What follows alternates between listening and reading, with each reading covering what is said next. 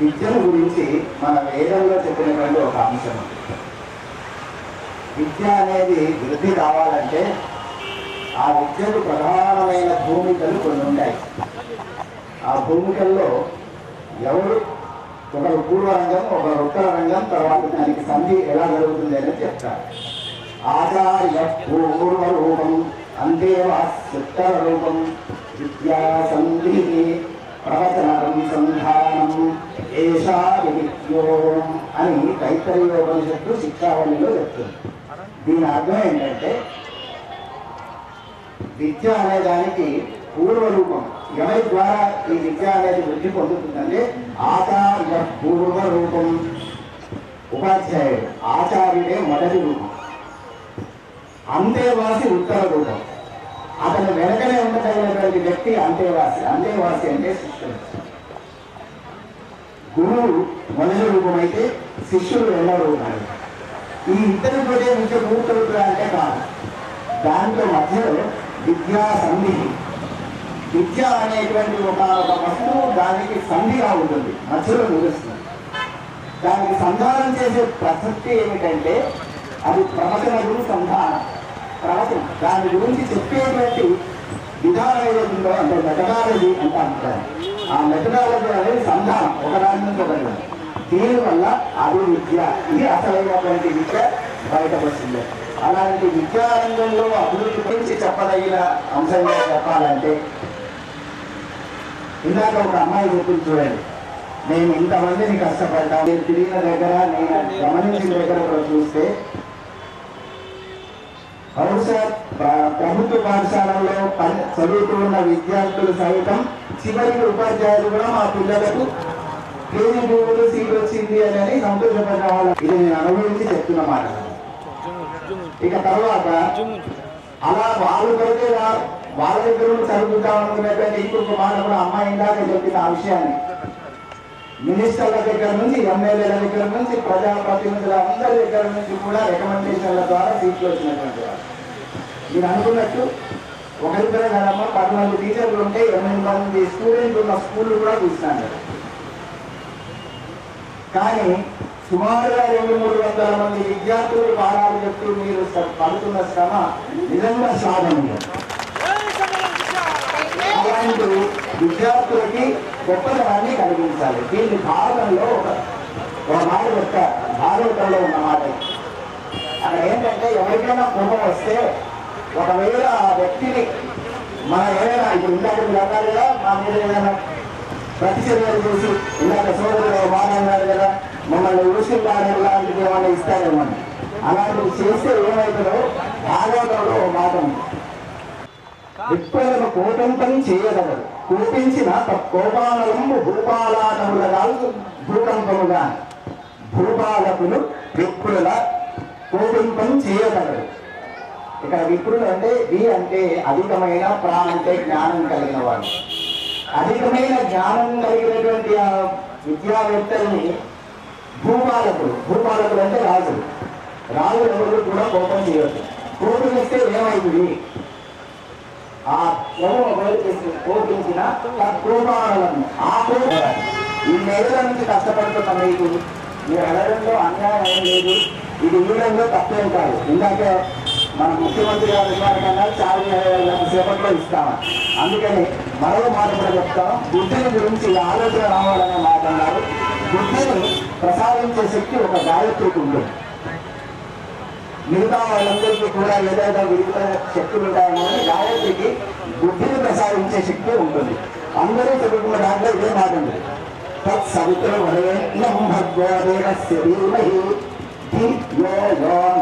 ప్రచోదయ. అక్కడ మాకు గుణం ఉంటారు. మాకు దీని బుద్ధిని ప్రచోదనం చేయడం అంటే ఉత్తేజితం చేయమని కోరిక ఉండదు. దాన్ని కొంచెంగా మార్చి మనం ఇంకో మాట ధియో తం ప్రచోదయ. వారికి ఆ వృత్తిని కలిగింపజేయాలన్న భగవంతుని కోరుకుంటూ వాళ్ళకి భగవంతుడి ప్రభుత్వాలకు ప్రభుత్వ అధికారులకు ఇలాంటి మంచి జ్ఞానాన్ని ప్రసాదించజేయాలని కోరుకుంటూ శతమానం భవతి శతాయ పురుషశతేంద్రియ ఆయుష్యేంద్రియ ప్రతిష్టతి పశ్యతి పుత్రం పశ్యతి పౌరుత్వం ప్రజల. ఈ శిక్షణలో కేవలం మీరే కాదు, పశ్యతి పుత్రం పిల్లలు కూడా చూసుకున్నాం. మీ పిల్లలు వెళ్ళాక ఒక అమ్మాయి ఆడుతున్నాడు. పశ్యతి పుత్రం పౌరుత్వం. దీంట్లో చాలా మంది వృద్ధులు కూడా ఉన్నారు. వాళ్ళ మనవలు మనవరాలు కూడా ఎంత అలా ఉండగా ఎస్ఎస్సీలో పనిచేస్తున్న వాళ్ళు మా అమ్మాయి లాంటి వాళ్ళు చాలా మంది ఉన్నారు. కాబట్టి వీళ్ళందరికీ కూడా అక్కడ దాకా పోరాటం సాగించవలసినటువంటి వాళ్ళు ఉన్నారు కాబట్టి వాళ్ళందరికీ కూడా శుభం కలగాలని కోరుకుంటూ మరోమారు ఈ విషయాన్ని భగవంతుడు కలిగించాలని ధనం వారు ధనం ధనం వసు అని చెప్పినట్టుగా మీరు స్వస్తి ప్రజాక్ష పరిపాలనందాం అని అంటూ ప్రభుత్వం మీకు వెంటనే శుభాన్ని కలిగించాలని కోరుకుంటూ జయవస్తు మీరు జయం కలుగాక.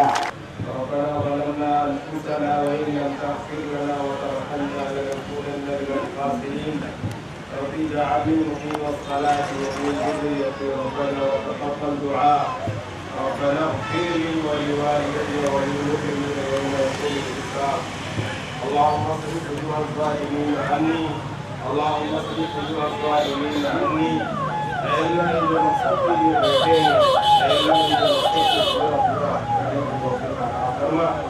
الا हमें से अगर कोई बीमार है तो उनको शिफा कुल आजिला मुस्तमिरा अता फरमा की तौफीक अता फरमा अल्लाह कई सालों से कोशिशें कर रहे हैं अल्लाह इनकी कोशिशों को कामयाबी अता फरमा परवरदिगार इनकी हर मुरादों को पूरा करने की तौफीक अता फरमा परवरदिगार इनकी दुआओं को कबूल फरमा परवरदिगार हर कोई अपनी रोजी रोटी के लिए परेशान है अल्लाह इनकी परेशानियों को दूर करने की तौफीक अता फरमा दे परवरदिगार इन्हों जो मांगे कर रहे हैं अल्लाह उन मांगों में इनका मकसद जो है अल्लाह पूरा करने की तौफीक अता फरमा दे परवरदिगार हमें से अगर कोई बीमार है तो उनको शिफा कुल्ली आजिला मुस्तमिरा अता फरमा दे अल्लाह हमारी दुआओं को कबूल फरमा परवरदिगार हमारी दुआओं को कबूल फरमा जैसा कि आपने फरमाया है दुआओं के సమాజ శిక్ష ఉద్యోగులందరికీ మా ఉల్లేఖరూపమైనటువంటి శుభములు మధ్యాహ్నకాల సమయంలో తెలియజేస్తూ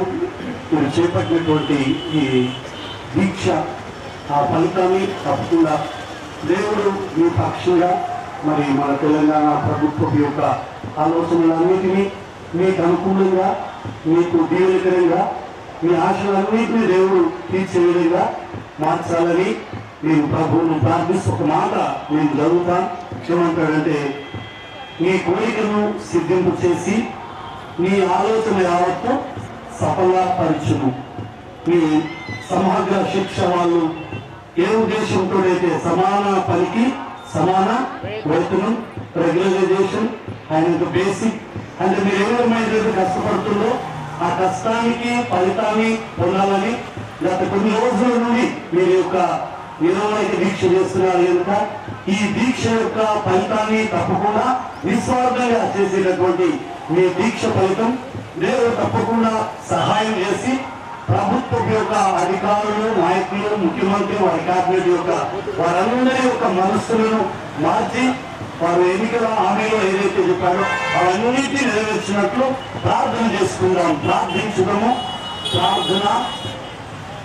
మా మంచి కాపరి మా ప్రియ పరలోకపు తండ్రి మహోన్నతుడా కృపగల దేవ యేసయ్య మీ ప్రశస్తమైన నామమున దేవ ఈ మధ్యాహ్న వేళ దేవ యొక్క ఈ ఎన్టీఆర్ చౌరస్తాలో ఈ ధర్నా చౌక్ లో దేవాలయంలో సమగ్ర శిక్ష ఉద్యోగుల నిరవాధిక సమ్మెలో మేము పాల్గొని దేవ వారి యొక్క డిమాండ్లు దేవ వారి ఉద్యోగులుగా దయగలుగుతుంది వారి యొక్క బాధ్యతలు నిర్వర్తించినది మొదలుకొని ఇప్పటి వరకు దేవ చాలినటువంటి వేతనంతో ఎన్నో కుటుంబాలు దేవ వారు బాధపడుతుండగా దయగలుగుతుంది. ఇవి ఎన్నికల సమయంలో ప్రభుత్వం ఇచ్చినటువంటి హామీ నెరవేర్చబడాలని దేవ సమానమైనటువంటి పనికి సమానమైనటువంటి వేతనం ఇవ్వాలని దయగలుగుతుంది. ఈ సమగ్ర శిక్ష ఉద్యోగులు వారు చేయించినటువంటి ఈ సమ్మె కొరకు ప్రార్థన చేస్తున్నాం. దయగలుగుతుంది. మా యొక్క తెలంగాణ రాష్ట్రంలో ఉన్నటువంటి ఈ సమగ్ర శిక్ష ఉద్యోగులు మాత్రమే ఇక్కడ జ్ఞాపకం చేశారు. 19,000 పై చిలుకు కలిగినటువంటి ఉద్యోగులు సమ్మె మాట బట్టి దేవా యొక్క వారు ప్రభుత్వం నుండి వారికి కావలసినటువంటి సహాయం పొందాలని దేవ ఈ సమయం ఈ మధ్యాహ్నం సర్వ మత సమ్మేళనం ద్వారా ప్రార్థనలు జరుపుచుండగా దైవత్వం ఇక్కడ చేరిన మనందరి యొక్క ఏకాత్మతో, ఏక మనసుతో, ఏక హృదయముతో, ఏక తలంపుతో, ఏక మాటతో దేవా నీకు ప్రార్థిస్తున్నాం యేసయ్య. అయ్యా నీవు మా తెలంగాణ ప్రభుత్వం యొక్క నాయకులతో, ముఖ్యమంత్రి వారి కేబినెట్ మంత్రులతో, ప్రాముఖ్యంగా దేవా విద్యాశాఖ మంత్రి వారి ద్వారా వారికి ఇవ్వబడినటువంటి వాటిని బట్టి ప్రభు ముఖ్యమంత్రి దగ్గరకు వీరి పక్షమున వారి అందరి మనస్సులను మార్చమని ప్రార్థన చేస్తున్నాం. మీ వాక్యం సెలవిస్తుంది, మీ కోరికను సిద్ధింప చేస్తారు అని సెలవించిన దేవా, వీరి కోరిక సమగ్ర శిక్ష వాళ్ళ యొక్క కారణం ఏంటంటే తగిన సమానమైనటువంటి పనికి దేవా మాకు సమానమైన వేతనం ఇవ్వాలయ్యా. దేవా ఇక మేము తను ఎన్నో రోజుల నుండి కష్టపడుతున్నాం, మాకు బేసిక్ కావాలని అయ్యా వారు ప్రార్థిస్తుండగా, వారు విజ్ఞాపన చేస్తుండగా, వారు వేడుకొలుస్తుండగా దేవా వారు ప్రార్థించుతుండగా నీ సహాయాన్ని అనుగ్రహించండి. అతి త్వరలో ప్రభు నీ చిత్తమైతే వీరి పక్షమున ఇక్కడ వీరు చేయించున్నటువంటి మేమందరము దేవాయిలో సర్వమత ప్రార్థనలు జరిపించబడుతుండగా అయ్యా నీవే వారి మనస్సును మార్చండి, వారి హృదయాలను మార్చండి, వారికి మంచి మనస్సును ఇవ్వండి.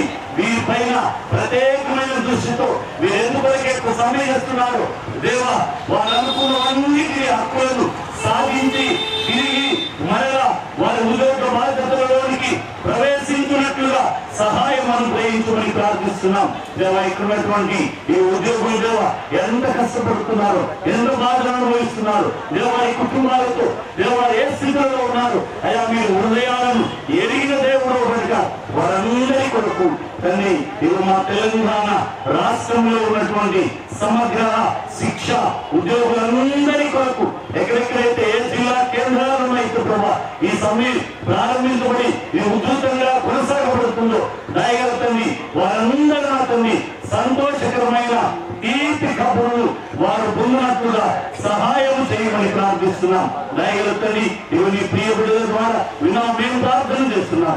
మా ప్రార్థన విని మీకు తగిన సహాయం చేసి దేవా వీరిని సంతోషింపజేసి వీరిని ఆనందింపజేసి మీ పరిశుద్ధ నామమును మహిమపరుచుకొని తద్వారా ఘనత పొందమని మా ప్రభువును ప్రియరక్షకుడైన యేసుక్రీస్తు ప్రభు పేరిట అడిగి వేడుకొనుచున్నాము తండ్రి. మన తండ్రి దేవుని కృప, గురుల గొప్ప కాపైన ప్రభు ప్రేమ, పరిశుద్ధాత్మ దేవుని అన్యోన్య సహవాసం సకల దేవుడు సమగ్ర శిక్ష ఉద్యోగులు చేసినటువంటి ఈ సమయ దేవుడు దీన్ని జయప్రదం చేసి వారి హక్కులన్నిటిని దేవుడు తీర్చి తన ముఖ కాంతి వీరి మీద ప్రకాశింపజేసి తన సన్నిధి కాంతిలో సంతోషం, ఆనంద సమాధానంతో వారి ఉద్యోగాలలో వేట కొరకు దేవుడు తన కార్యాన్ని సిద్ధింపు చేసి నడిపించును గాక. ఆమేన్. చేసినటువంటి అలాగే పంపిణీ గారికి మా సమగ్ర శిక్ష ఉద్యోగుల సంఘం నిజామాబాద్ జిల్లా పక్షాన హృదయపూర్వక ధన్యవాదాలు తెలియజేస్తున్నాను. ఎందుకంటే పాస్టర్ గారు పంపిణీ గారు చాలా సేపటి నుంచి వాస్తవానికి 12 గంటలకు చెప్పినాము, కానీ మనం 2:30 చేసినాం. వారు అమూల్యమైనటువంటి సమయాన్ని వేస్ట్ చేసిన అనుకోవద్దండి. వచ్చేసి కొన్ని కారణాల వల్ల లేట్ అయింది.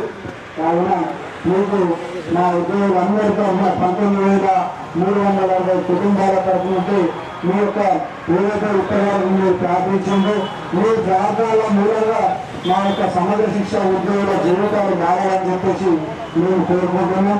మా యొక్క క్షేమం కోసం, మా రిజర్వేషన్ కోసం, మా పోరాటానికి నైతిక మద్దతు ఇవ్వడానికి, మనోధైర్యాన్ని ఇవ్వడానికి మీరు మీ యొక్క అమూల్యమైన సమయాన్ని వచ్చేసి మాకు మద్దతుగా ఇస్తున్నందుకు మీకు నిజామాబాద్ జిల్లా సమగ్ర శిక్ష ఉద్యోగుల సంఘం పక్షాన హృదయపూర్వక ధన్యవాదాలు తెలియజేసుకుంటున్నాం సార్.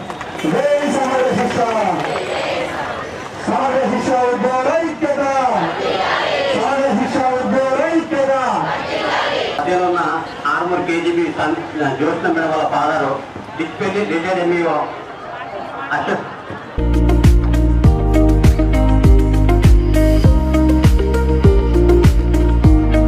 నా పేరు విజయ్, సమగ్ర శిక్ష ఉద్యోగుల సంఘం నిజామాబాద్ జిల్లా వర్కింగ్ ప్రెసిడెంట్. సమగ్ర శిక్ష ఉద్యోగుల సంఘం రాష్ట్ర కమిటీ పిలుపు మేరకు తెలంగాణలోని 33 జిల్లా కేంద్రాలలో సమ్మె చేస్తూ ఉన్నాం.